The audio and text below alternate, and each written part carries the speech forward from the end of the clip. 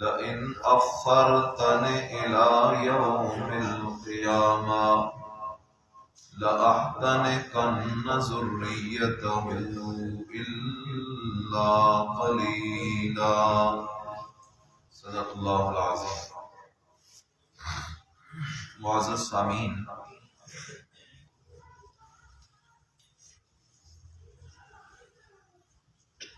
دنیا کے اندر دو قسم کے لوگ آباد ہیں.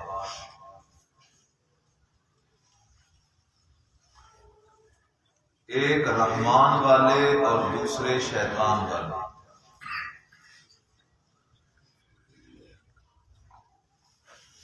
اب رحمان والے کون سے لوگ ہیں؟ جو رحمان کی مان کر زندگی گزارتے ہیں. اور شیطان والے کون سے لوگ ہیں؟ جو رحمان کی نہیں مانتے، شیطان کی مانتے. آسان الفاظ میں اگر کہوں تو دو رستے ہیں. ایک ہے رحمان والا رستہ اور ایک ہے شیطان والا رستہ. ایک وہ عقائد اور نظریات ہیں جن کا حکم رحمان دیتا ہے، اور ایک وہ عقائد اور نظریات ہیں جن کا حکم شیطان دیتا ہے. اسی طرح ایک وہ عبادات ہیں جن کا حکم رحمان دیتا ہے، ایک وہ عبادات ہیں جن کا حکم شیطان دیتا ہے. اسی طرح ایک وہ تجارت ہے جس کا حکم اور جس کی اجازت رحمان دیتا ہے، ایک وہ تجارت ہے جس کا حکم شیطان دیتا ہے. زندگی کے ہر موقع کے اوپر یہ دو فکریں موجود ہیں. دکاندار دکان میں بیٹھا ہے تب بھی اس کے سامنے دو رستے ہیں، رحمان والا رستہ، شیطان والا رستہ. حاکم حکمران بن کے بیٹھا ہے، اس کے سامنے بھی دو رستے ہیں، رحمان والا رستہ، شیطان والا رستہ. عالم ممبر پہ بیٹھا ہے، اس کے سامنے بھی دو رستے ہیں، رحمان والا رستہ، شیطان والا رستہ. اب ہم نے اپنی زندگی میں اپنے لیے اگر رحمان والے رستے کو منتخب کر لیا تو یہ کامیابی کی ضمانت ہے.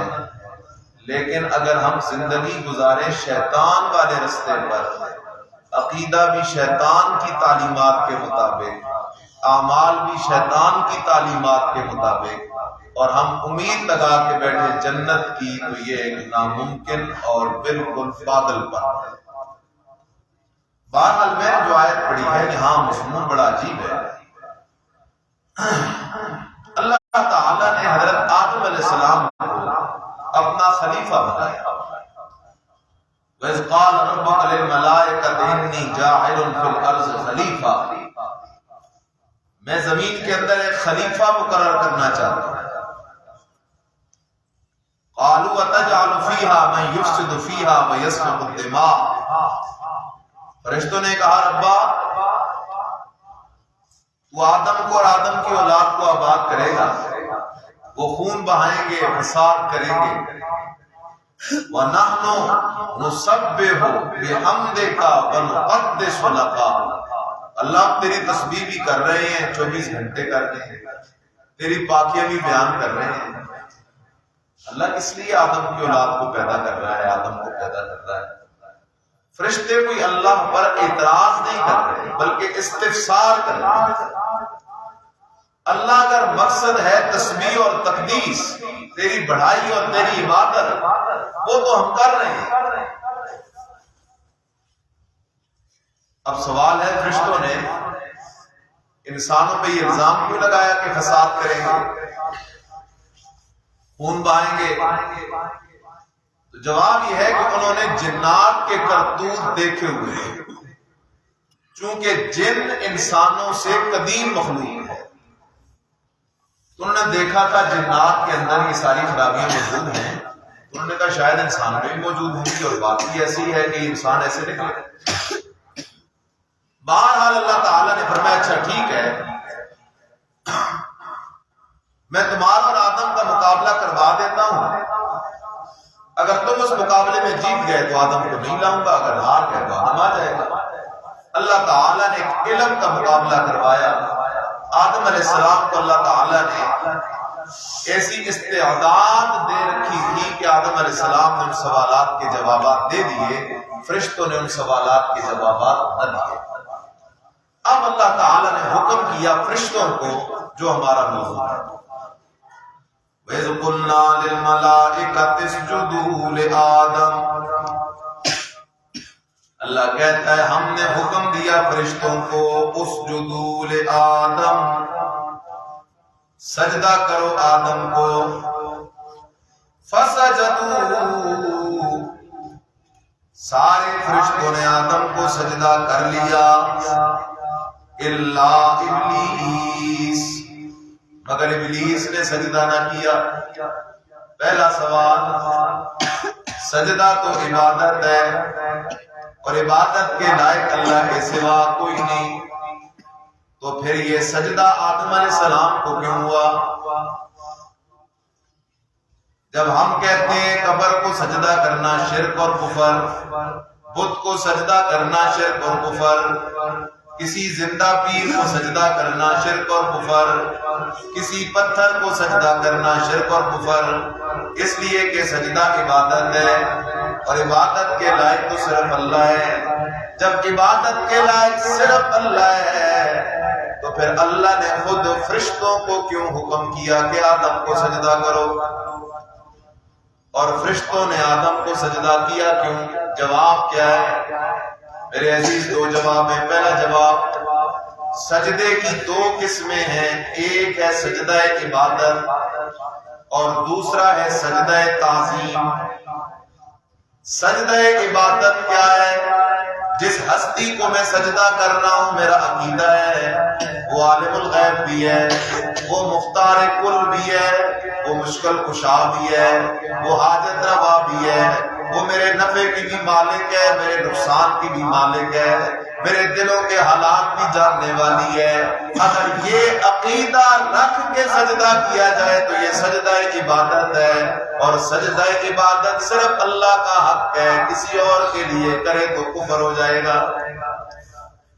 اور دوسرا سجدہ تعظیم ہے، عقیدہ یہ جسے سجدہ کر رہا ہوں یہ نفع کا مالک بھی نہیں، نقصان کا مالک بھی نہیں، مشکل کشا بھی نہیں، حاجت روا بھی نہیں، اسے سجدہ کر رہا ہوں تو یہ سجدہ کروں تو کچھ دے نہیں سکتا، نہ کروں تو کچھ بگاڑ نہیں سکتا، عقیدہ یہ ہے۔ لیکن صرف تعظیم کے لیے اس کی عظمت کو سامنے رکھتے ہوئے سجدہ کرنا یہ سجدہ تعظیم ہے۔ اور خیال کر یہ پہلی شریعتوں میں جائز تھا، پہلی شریعتوں میں جائز تھا سجدہ تعظیم، اس لیے فرشتوں نے آدم علیہ السلام کو جو سجدہ کیا وہ سجدہ تعظیم تھا، وہ سجدہ عبادت نہیں۔ دوسرا جواب ہاں اس کو پورا کر لو۔ پہلی شریعتوں میں سجدہ تعظیم جائز تھا، ہماری شریعت میں سجدہ تعظیم بھی حرام ہے بالاتفاق۔ سارے فقہائے حنفیہ، امت کے مفسرین، مجتہدین سب اس پہ متفق ہیں کہ سجدہ تعظیم اسلام میں حرام ہے۔ اب کوئی پیر اپنے مرید کو سجدہ تعظیم نہیں کر سکتا، کوئی شاگرد اپنے استاد کو سجدہ تعظیم نہیں کر سکتا، کوئی کسی قبر کو سجدہ تعظیم نہیں کر سکتا۔ ہماری شریعت میں اب سجدہ تعظیم کو حرام قرار دیا۔ دوسری بات، دوسرا جواب اس بات کا یہ ہے کہ یہاں پر جو حضرت آدم علیہ السلام کو سجدہ کیا گیا تو بعض مفسرین کا خیال یہ ہے کہ حضرت آدم کو سجدہ تھا ہی نہیں، سجدہ تھا اللہ کو، اور آدم علیہ السلام بمنزلہ قبلہ کے تھے، رخ آدم کی طرف تھا، لیکن سجدہ آدم کو نہیں تھا، سجدہ میرے اللہ کو۔ جیسے اب بھی ہم بیت اللہ جاتے ہیں، اللہ بار بار ہمیں حرمین کی زیارت کی توفیق نصیب فرمائے، تو بیت اللہ نظروں کے سامنے ہوتا ہے، لیکن اس بیت اللہ کو سجدہ نہیں کر سکتے، سجدہ رب کو کرنا ہے۔ اگر کوئی شخص بیت اللہ کی ان دیواروں کو سجدہ کرتا ہے تب بھی وہ شرک کر رہا ہے، کیونکہ سجدہ بیت اللہ کی دیوار یا تعمیر یا عمارت کے لیے نہیں، سجدہ صرف اللہ کے لیے۔ جس طرح یہاں منہ تو بیت اللہ کی طرف ہے لیکن سجدہ بیت اللہ کو نہیں، اللہ کو ہے۔ وہاں فرشتوں کا رخ بھی تو آدم کی طرف تھا لیکن سجدہ آدم کو نہیں تھا، سجدہ رب آدم۔ تیسرا جواب بھی دیا علیہ علم نے، سجدہ تھا ہی نہیں، صرف جھکاوا تھا، جھکنا تھا، تواضع تھی، عاجزی تھی۔ بارہ خیال کرو، سب نے سجدہ کر لیا الا ابلیس، مگر ابلیس نے سجدہ کرنے سے انکار کر دیا۔ کیا کہنے لگا ابلیس؟ ابلیس کہنے لگا ربا اسجد لمن خلقت طینا، دوسرے مقام پہ کہتا ہے خلقتنی من نار وخلقتہ من طین، اللہ مجھے تو نے آگ سے بنایا ہے، آدم کو مٹی سے بنایا ہے، مٹی نیچے ہوتی ہے، آگ اوپر جاتی ہے، مٹی نیچے کو جاتی ہے، آگ اوپر کو جاتی ہے، اس لیے اللہ عقل کا تقاضا تو یہ ہے شان میرا زیادہ ہونا چاہیے، کیونکہ آگ میں چمک ہے مٹی میں چمک نہیں، آگ میں شعلہ ہے مٹی میں شعلہ نہیں، آگ اوپر کو جاتی ہے، زمین نیچے، مٹی زمین نیچے کو جاتی ہے، آگ ہمیشہ اوپر ہوتی ہے، مٹی ہمیشہ نیچے ہوتی ہے، اس لیے اللہ عقل کا تقاضا تو یہ ہے کہ مقام میرا زیادہ ہونا چاہیے تھا، مقام آدم کا کم ہونا چاہیے تھا۔ ابلیس نے عقل چلائی اللہ کے حکم کے مقابلے میں، اللہ کے حکم کے مقابلے میں، ایک طرف اللہ کا حکم تھا، دوسری طرف ابلیس کی عقل تھی، اس لیے علماء کہتے ہیں اول من قاس خلاف النص، ابلیس پہلا وہ بدبخت ہے جس نے اللہ کے حکم کے مقابلے میں عقل چلائی ہے، اور جو بندہ اللہ کے حکموں کے مقابلے میں عقل چلاتا ہے اس کا ٹھکانہ جہنم ہوگا، وہ گمراہ ہوگا۔ ایمان کا رستہ یہ کہ عقل کو اللہ کے حکم کے تابع کر دے، عقل مانے یا نہ مانے، اللہ حکم دے دے وہاں اپنی عقل کو باندھ دے، اپنی عقل کو غلط بند کر دے، اور اپنی عقل کو یہ بات سمجھا دے او عقل تو غلط ہو سکتی ہے لیکن میرے رب کا حکم غلط نہیں ہو سکتا۔ جس طرح قرآن میں اللہ نے فرمایا ان من شیء الا یسبح بحمدہ، کائنات میں کوئی چیز ایسی نہیں ہے مگر ہر چیز اللہ کی ہر وقت تسبیح کرتی ہے، حالانکہ ہم دیکھتے نہیں سنتے نہیں، لیکن اللہ نے کہہ دیا تسبیح کرتی ہے، ہمارا ایمان ہے تسبیح کرتی ہے، عقل مانے نہ مانے۔ اللہ نے کہہ دیا والوزن یومئذ الحق نضع الموازین القسط، قیامت کے دن میں اللہ ترازو رکھوں گا، اس کے اندر تمہارے اعمال کا وزن ہوگا، نماز تولی جائے گی، روزہ تولا جائے گا، حج زکات خیرات تولے جائیں گے۔ اب عقل کہتی ہے کیسے تولے جائیں گے؟ نماز روزے زکات کو تولنا عقل نہیں مان رہی، لیکن ہم نے عقل کو کہا عقل خاموش ہو جا، تو غلط ہو سکتی ہے، رب کے قرآن کا مسئلہ غلط نہیں ہو سکتا۔ اسی طرح عقل کہتی ہے خیال کرنا، عقل کہتی ہے روح نہیں آئے گی تو مردے کو عذاب ثواب کیسے ہوگا، روح نہیں آئے گی تو سوال جواب کیسے ہوگا، یہ عقل کا ڈھکوسلا ہے، یہ قرآن کی بات نہیں، یہ حدیث کی بات نہیں۔ اللہ قرآن میں کہتا ہے اللہ یتوفی الانفس حین موتها والتي لم تمت في منامها فيمسك التي قضى عليها الموت، اللہ کہتا ہے میرا بندہ موت کے وقت میں روح کھینچ کے نکال لیتا ہوں، فَيُمْسِكْ، پھر اس روح کو میں اپنے پاس قید کر لیتا ہوں، گرفتار کر لیتا ہوں، قیامت سے پہلے وہ روح لوٹ کے دوبارہ بدن کی طرف آ نہیں سکتی۔ یہ اللہ کے قرآن کا مسئلہ ہے، اسی لیے سارے مفسر اس آیت کا معنی کرتے ہیں لا يردها الى البدن حتى تنفع نفحة البعث، جب تک قیامت کا سور نہیں پھونکا جاتا اس وقت تک روح لوٹ کے بدن میں آ نہیں سکتی۔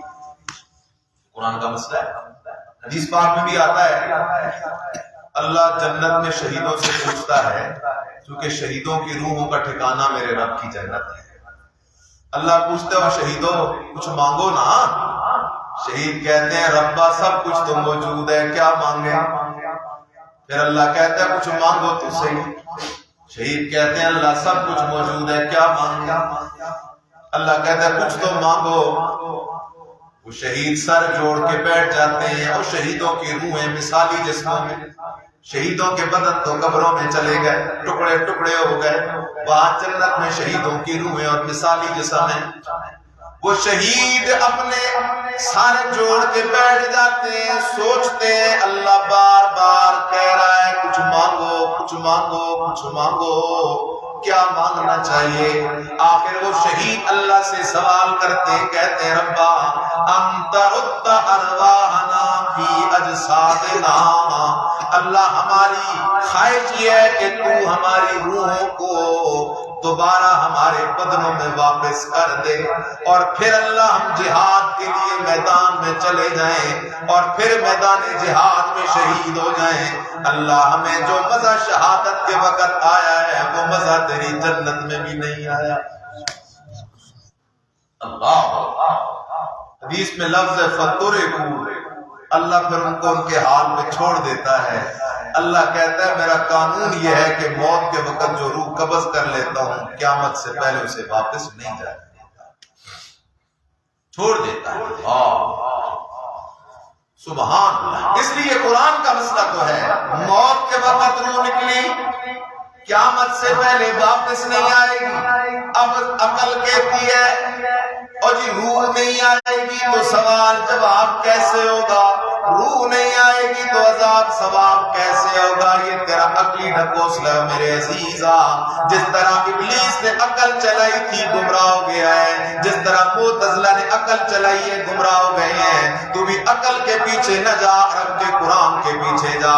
رب کے قرآن نے یہ فرما دیا موت نام ہے روح نکلنے کا، موت کے وقت روح نکلنا بھی حق ہے، قیامت سے پہلے روح لوٹ کے نانا بھی حق ہے، اور ان دونوں کے درمیان سوال جواب بھی حق ہے، عذاب ثواب بھی حق ہے۔ اب وہ ہوگا کیسے اللہ جانے، ہوگا کیسے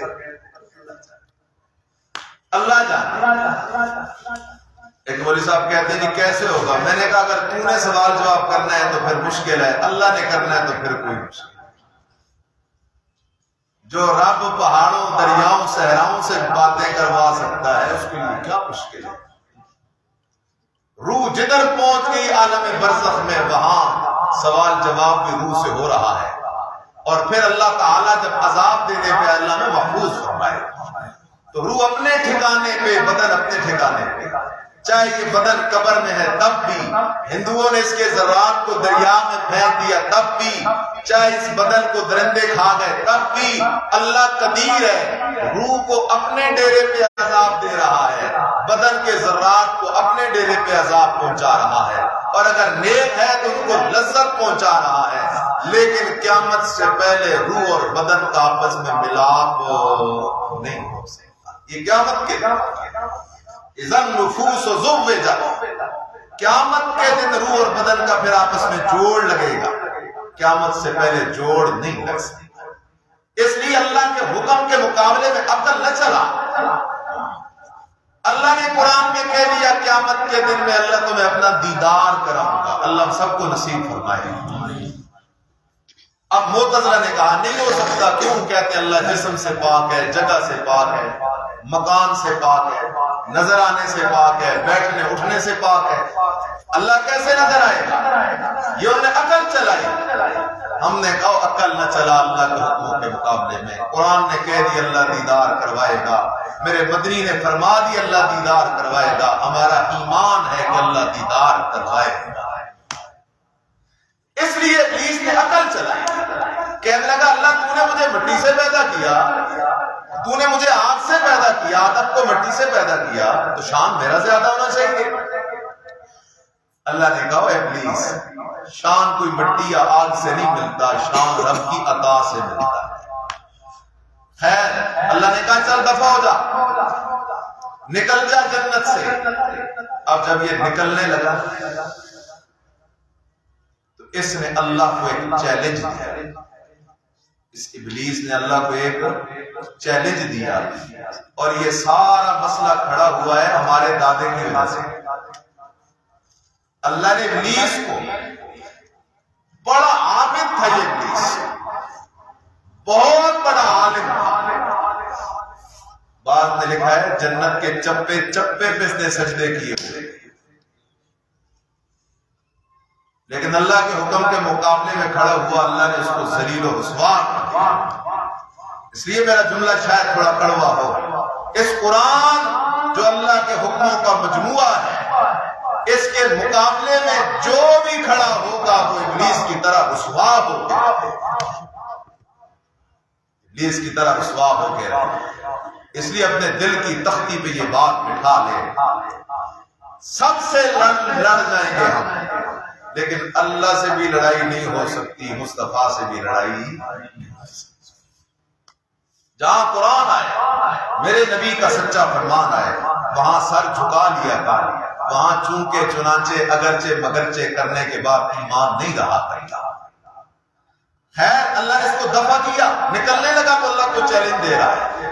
کیا کہتا ہے؟ قال ارأیتک ھذا الذی کرمت علی، کہنے لگا اللہ تو نے آدم کو میرے اوپر فضیلت دے دی ہے، بزرگی دے دی ہے، اس کو اللہ تو نے میرے مقابلے میں شان دے دی ہے، مجھے تو جنت سے نکال رہا ہے. کہنے لگا لئن اخرتنی الی یوم القیامہ، اللہ اگر تو نے مجھے قیامت کی صبح تک مہلت دے دی تو میرا چیلنج ہے لَأَحْتَنِكَنَّ ذُرِّيَّتَهُ إِلَّا قَلِيلًا، اللہ میں آدم کی ساری نسل کو گمراہ کر کے رکھ دوں گا، اللہ اپنے ساتھ آدم کی ساری اولاد کو جہنم لے کے چلا جاؤں گا.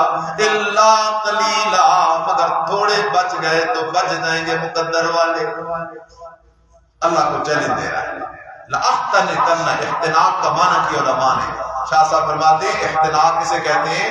بندہ گھوڑے پہ سوار ہو جائے، گدے پہ سوار ہو جائے تو اب وہ گھوڑا اور گدا اس بندے کی مرضی سے چلتا ہے. شیطان نے بھی کہا اللہ آدم کی اولاد کے اوپر میں سوار ہو جاؤں گا. اب وہ درس کی ابتدا پہ آ جاؤ، دو رستے. اللہ میں سوار ہو جاؤں گا، اللہ تو بلائے گا او آدم کی اولاد تمہارے دانے کی وجہ سے میں نے ابلیس کو جنت سے نکالا ہے، غیرت کرو. اب ابلیس کے پیچھے نہ جاؤ، رحمان کے رستے پہ آؤ. اللہ تو بلاتا رہے گا آدم کی اولاد میرے سوا کسی کو سجدہ نہ کرنا. اللہ میں ابلیس پکڑ پکڑ کے ان کو قبروں پہ سجدے کرواؤں گا، ان کو پیروں کے قدموں پہ سجدے کرواؤں گا، ان کو بتوں کے آگے سجدے کرواؤں گا، ان کو سورج چاند ستاروں کے آگے سجدے کرواؤں گا. اللہ تو ان کو کہتا رہے گا آدم کی اولاد ذرا غیرت کرو، میرے سوا کسی اور کے نام کی نظر نیاز منت منوت چڑھاوا نہ دینا. اللہ میں ان کو پکڑ پکڑ کے لے آؤں گا، کبھی غیر اللہ کے نام کی نظریں دلواؤں گا، کبھی نیازیں دلواؤں گا، کبھی 11ویں دلواؤں گا، کبھی 12ویں دلواؤں گا. اللہ کبھی بتوں کے سامنے نظریں نیازیں دلواؤں گا. اللہ ان سے ان کے بکرے اور چھترے لا کے قبروں پہ ذبح کرواؤں گا.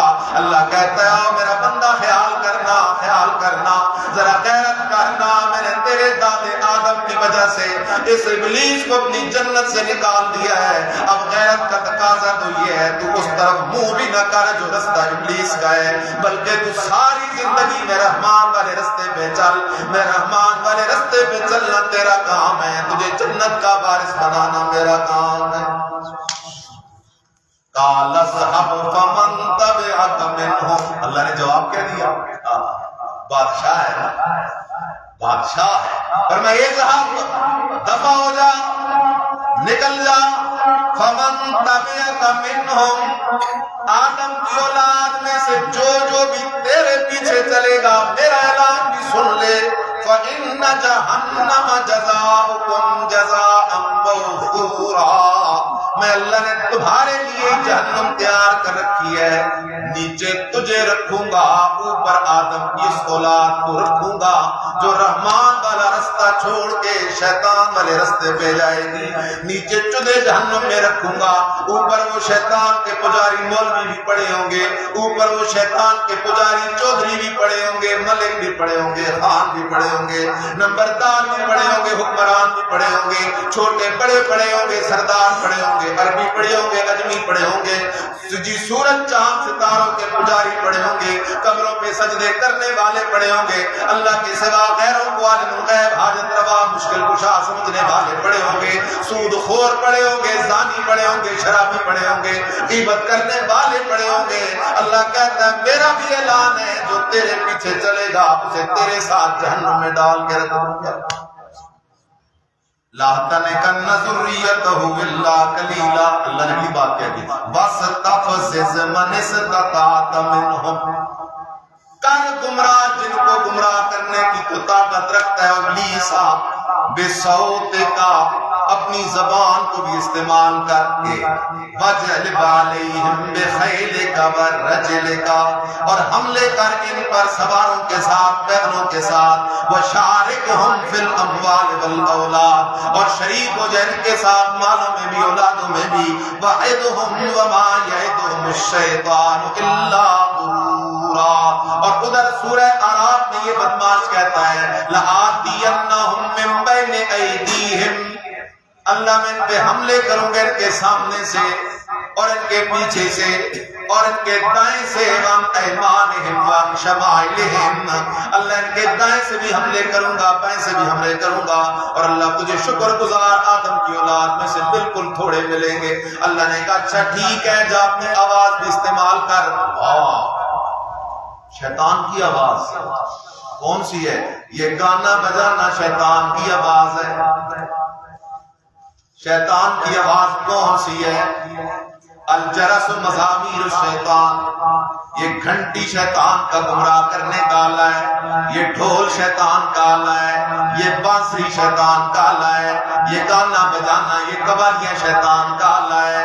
اللہ اکبر، آج شیطان اپنی آواز سے گمراہ کر رہا ہے، آج تو وہ وقت آ گیا ہے اللہ اکبر لوگ گانا سننا سنانا گناہ ہی نہیں سمجھتے، گانا سننا سنانا عام ہو گیا۔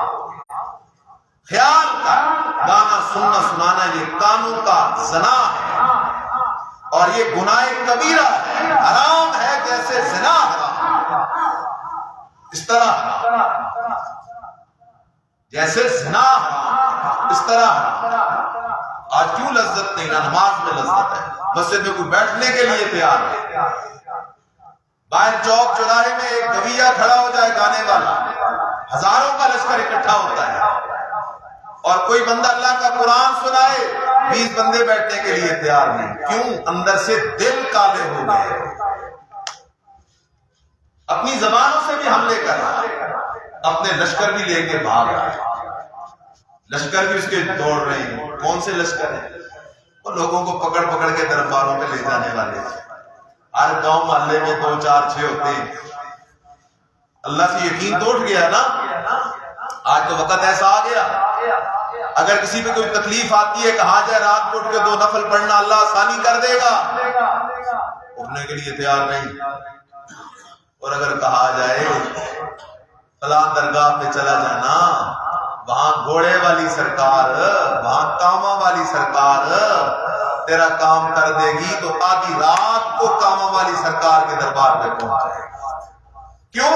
اس کا اللہ پہ یقین ہے ہی نہیں، اس کا یقین ہے ہی کاما والی سرکار، اس کا یقین ہے ہی پیر بابا پہ، اس کا یقین ہے ہی بڑی امام پہ۔ اس کا اگر اللہ پہ یقین ہوتا تو یہ 2 رکعت نماز نفل پڑھ کے اللہ سے مانگتا تو صحیح، اس نے مانگا ہی نہیں۔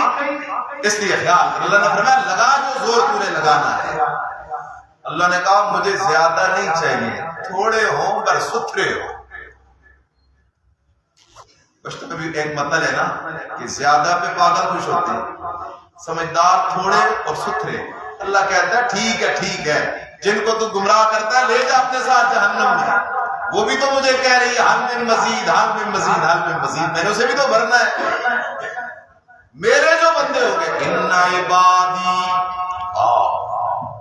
ان عبادی لیس لک علیہم سلطان، اللہ کہتا جا شیطان لگا ایڑی چوٹی کا زور، لیکن جو میرے بندے ہوں گے لیس لک علیہم سلطان، ان پہ تیرا جادو نہیں چلے گا، تو کچھ بھی کر لے، ایڑی چوٹی کا زور لگا لے، وہ مرتے مر تو جائیں گے لیکن اللہ کا در چھوڑ کے کسی قبر پہ نہیں جائیں گے، وہ مرتے مر تو جائیں گے لیکن سنت چھوڑ کے بدعتیں نہیں کریں گے، وہ مرتے مر تو جائیں گے لیکن حلال چھوڑ کے حرام کی طرف نہیں جائیں گے۔ ان عبادی لیس لک علیہم سلطان۔ اور میں جملہ کہا کرتا ہوں، وہ جملہ بڑا عجیب ہے، ایک بندہ 100 حج کر لے، 100 سال تہجد کی نماز پڑھ لے، لیکن جب گناہ کا موقع آتا ہے، اسے سود کا موقع ملتا ہے، سود نہیں چھوڑتا، اسے زنا کا موقع ملتا ہے، زنا نہیں چھوڑتا، غیر اللہ کے نظر نیاز حرام کھانے کا موقع ملتا ہے، اس حرام سے پیچھے نہیں ہٹتا، بدعت کرنے کا وقت آتا ہے، وہ بدعت کرنے سے باز نہیں رہتا، گناہ سے اپنے آپ کو نہیں روک سکتا، 100 حج کیے ہوئے، 100 سال سے تہجد کی نماز پڑھ رہا ہے، لیکن گناہ کرنے کا جب وقت آتا ہے اپنے آپ کو گناہ سے روک نہیں سکتا۔ سن لو میرے عزیزا، اگرچہ 100 حج کر بیٹھا ہے لیکن اس کے دل میں ایمان کی رتی بھی موجود کوئی نہیں۔ ایمان تو نام ہی اس بات کا ہے، جب گناہ کا وقت آ جائے تیرا ضمیر تجھے جھنجھوڑ کے کہے اگر کوئی نہیں دیکھ رہا اللہ تو دیکھ رہا ہے، اور جب یہ اس بات پہ یقین آ جائے کہ اللہ دیکھ رہا ہے، بندہ گناہ سے پیچھے ہٹ آتا ہے۔ 100 سال کے حج بھی ہیں، تہجد بھی ہیں، لیکن اس کے مقابلے میں ایک بندہ ہے، اس نے ایک حج بھی نہیں کیا، ایک رکعت تہجد کی بھی نہیں پڑھی، 7 آدمی ہیں، اسے زنا کرنے کا موقع ملا، پیچھے ہٹ کے کہتا ہے نا میں زنا نہیں کروں گا، میرا اللہ ناراض ہو جائے گا، سود کے پیسے مل رہے ہیں، کہتا ہے نا میں سود کو ہاتھ نہیں لگاؤں گا، میرا اللہ ناراض ہو جائے گا۔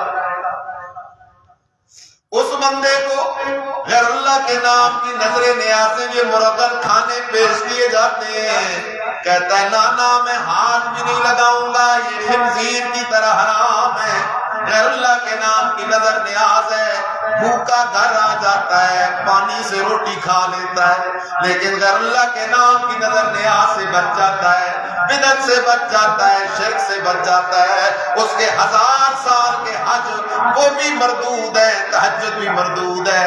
یہ جو بندہ اللہ کے ڈر کی وجہ سے اپنے آپ کو گناہ سے بچا لیتا ہے، یہ بندہ اصل میں اللہ کا ولی ہے، یہ اصل میں اللہ کا ولی ہے، چونکہ تقوی نام ہے اپنے آپ کو گناہ سے بچانے کا نام تقوی ہے، یہ اصل حقیقت ہے تقوی کی۔ اللہ مجھے آپ کو مرتے دم تک رحمان والے رستے پہ چلنے کی توفیق نصیب فرمائے، اللہ ہمیں شیطان والے رستے سے محفوظ فرمائے۔ آخر دعوانا الحمدللہ۔